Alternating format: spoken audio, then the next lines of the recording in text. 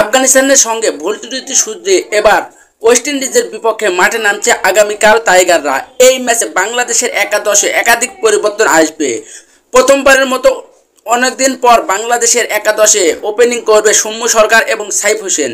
সব কিছু মিলে আজকের এই ভিডিও, তাই ভিডিওটি স্কিপ না করে সম্পূর্ণ দেখুন। বন্ধুরা, বাংলাদেশ 2025 সালের এশিয়া কাপ খেলার পর থেকে তারা টি-20 ফরম্যাটে আফগানিস্তানকে সিরিজ হারানোর পর অনেক আত্মবিশ্বাস নিয়ে ওয়ানডে ফরম্যাট শুরু করেছে। এই ওয়ানডে ফরম্যাটে আফগানিস্তানের সঙ্গে যা ইচ্ছে তাই খেলে বাংলাদেশ একবারে খাদের কিনারায় থেকে হোয়াইট ওয়াশ হওয়ার পর দেশে এসেছে। অনেক লজ্জা এবং হতাশা সব কিছু ফেলে রেখে এবার ওয়েস্ট ইন্ডিজের বিপক্ষে বাংলাদেশ জয় ছাড়া আর কিছুই ভাবছে না। এই সিরিজের এই ওয়ানডে সিরিজের বাদ বাকি যতগুলো ম্যাচ রয়েছে 3টি ম্যাচই হবে মিরপুরে। আর এই 3টি ম্যাচই শুরু হবে দুপুর 1:30 তবে এই 3 ম্যাচের জন্য বাংলাদেশের একাদশে ডাক পেয়েছে অনেকদিন পর সৌম্য সরকার। শোনা যাচ্ছে সৌম্য সরকার এবং দুর্দান্ত পারফরমেন্স করা সাইফ হাসান এই দুইজনই ব্যাটার ওপেনিং করবে। 3-এ দেখা যেতে পারে শান্তকে এবং 4-এ দেখা যেতে পারে মেহেদী হাসান মিরাজকে।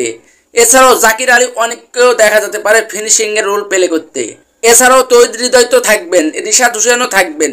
আর বোলিং ডিপার্টমেন্টের দায়িত্ব সামলাবেন তাসকিনের পরিবর্তনে তানজিব হোসেন সাকিব। এছাড়া মুস্তাফিজুর রহমান তো থাকবেনই। এছাড়াও শেখ মেহেদীর পরিবর্তনে মেহেদী হাসান মিরাজ দলে ঢুকে যাচ্ছে। সবকিছু মিলে আফগানিস্তানের সঙ্গে যেগুলো ভুল ত্রুটি শুধরিয়ে এবার উইন্ডিজের বিপক্ষে বাংলাদেশ জয় ছাড়া আর কিছুই ভাবছে না।